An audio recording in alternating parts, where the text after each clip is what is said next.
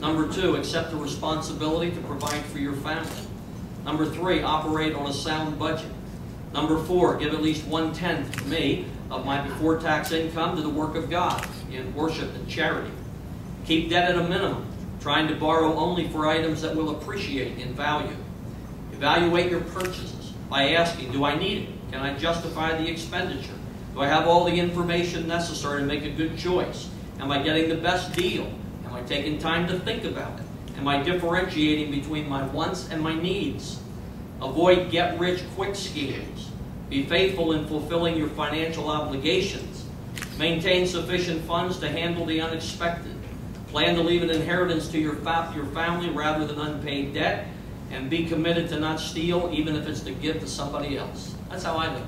I suggest you live that way. How do we get that into the national policy? Number 1, we need a balanced budget every year. We must keep debt at a minimum. We must take time to think and plan rather than respond to every situation as a trumped-up crisis. We need to develop sound policies of purchasing for every department of government. Government should buy what is needed, not what is wanted. It's not the government's money. The money belongs to us. No debt should be incurred that cannot be paid off by the generation that established the debt. Debt should not be passed on to the next generation. We have to break the developing entitlement mentality among our people, help the helpless, but hold those accountable who can work, and stop stealing the wealth of the people. Redistribution of wealth must be stopped. That's the way we need to live. Thank you, Alan. Next question is a follow-up on the economy, and actually gives you an opportunity to see how you would implement those philosophical fiscal principles. How do you, as a member of Congress, believe you can spur economic growth for the country? At this time, we'll start with David.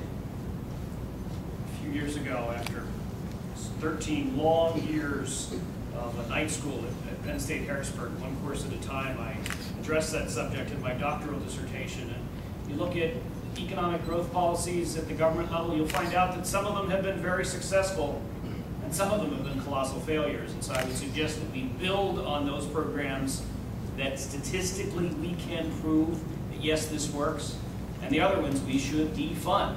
I think that this Congress needs to get down into the nitty-gritty details and stop spending year after year after year on programs that have no longer served a useful purpose. I think that this Congress has done an abysmal job in some very basic economic growth strategies. Roads and bridges, infrastructure, water and sewer, those are things that the private sector can't necessarily do on its own. In other cases, the government should just get the heck out of the way and allow the private sector to do what it does best. Before the meeting, we were talking about the different strategies with a couple of folks, and of course, this governor drives me crazy because under Governor Casey, a good Democrat, under Ridge and Schweiker, good Republicans, transportation in this state mainly meant roads and bridges. This governor, of course, thinks one word in his mind in terms of transportation: SEPTA. I think the federal law needs to be changed in that regard as well. I was in the Republican leader's office the day that this governor grabbed what we thought was federal money for roads and bridges and sent it to SEPTA. We can't allow those kind of, I think, wrong-headed policies in the future, and I think that's an appropriate role for our next congressman here. Thank you, Dave. Josh, your thoughts?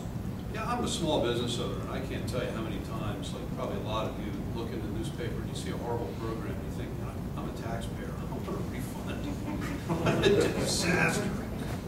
As a small business owner for 6 years, I've had the privilege and the benefit of working with a lot of entrepreneurs who've helped feed my family, pay our bills, and create a better future for us. The government does none of that work. The government, at best, gets out of the way. At its worst, and I think we're experiencing its worst, and it's going to get worse, the government gets in the way. High taxes, unnecessary regulations, inefficient regulations, so on and so forth. I mean, just the bureaucracy and the red tape. And I've worked in Washington and been one of those bureaucrats, and I can tell you, all of that needs to be attacked aggressively. I remember being in Washington as a 20-something-year-old policy guy and watching newly minted congresspeople, senators come, and they were on fire. And they would come with all these tough letters to our agency heads and demands. And what's sad is that a lot of it didn't really go anywhere. It wasn't a concerted effort. Folks, right now, at this time in our history, there is a strong focus on making significant differences in the way our government works. I think now we're on a freight train. We're headed down the right track here up at this desk. And across the country, the American people want their government back. I think that we can easily pursue the right kind of tax policies, fair trade, not free trade, and ending illegal immigration properly. Those are the things that will spur our economy. But we've got to keep the momentum up. We've got to return a Republican majority to Congress and, God willing, to the presidency 2 years later. Thank you. Thank you, Josh. Alan, your thoughts? Okay, Bill, thank you. Economic growth can be spurred in at least 5 ways. Let me give them to you. Small businesses provide jobs, and we must not have a so-called jobless recovery. We can help by making the 2001-2003 tax cuts permanent, not raise taxes on capital gains and dividends, and not institute a VAT tax, but modify overly burdensome regulations that are strangling productivity, growth, and investment. Secondly, renegotiate international trade agreements that presently undermine U.S. manufacturing, produce unbearable trade deficits, and have cost America millions of jobs. Trade agreements must not only grow American-based international corporations, they must facilitate job growth for us, for the American people. Thirdly, we need to stop out-of-control spending and balance the budget.